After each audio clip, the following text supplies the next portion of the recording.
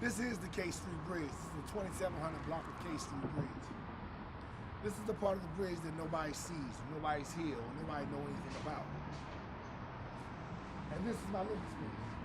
This is how the way we live. We live in tents. We live in tents for a reason, because we can't afford $1 billion condos or $1 million houses. The organization came, they started dropping off tents. And if you notice, we created our own village. Our own personal village, away from the public. I don't bother these cars. Yes, this is a highway right here. This is a main artery in and out of the city. But we don't bother this. We don't bother none of this. But see, what's going on is they're forcing us to move for no reason.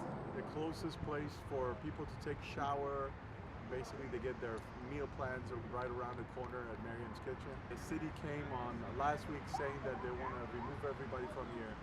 And what's interesting is they don't have any other place that they could send these people to. So, and we've got some elderly, we got women, we got minorities, and we have by no means, like, everybody's kind of like a sense of community. You find every kind of race out here, every different kind of people. They all help each other out. If we don't see somebody come out of the tent, we make sure on them, we check on them. So it's like, you know, it's a very disheartening situation that the mayor's office apparently is advocating to remove these guys out of here. And at this point, these guys have nowhere else to go. So the library is right across the street. We just had 2 people got jobs last week, and they left. So this is kind of a transition, and I don't understand how a vacant property that nobody's using, why can't these people stay here? By the end of today, if we still here, 9 times out of 10, they're going to have to take me in blood. Because I'm not leaving my home.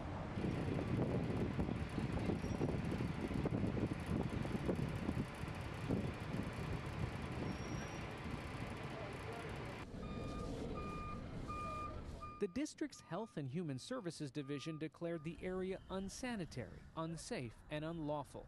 After issuing notices of eviction, the city gave residents the choice to voluntarily move off the property with their belongings, or the city would forcefully remove them and dispose of their possessions.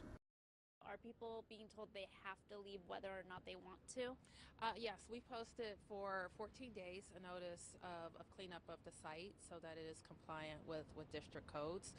We have had our teams out to make sure people have an appropriate place to stay.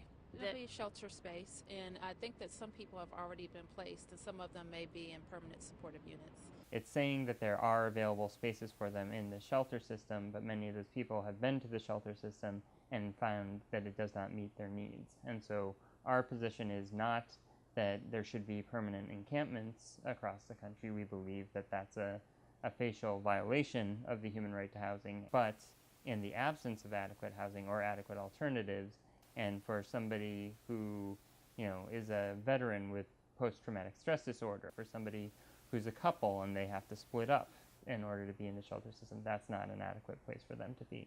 So for whatever reason, if that's not an adequate place, then they should be allowed to remain until that adequate alternative is provided. Otherwise, you're just moving the problem from one place to another.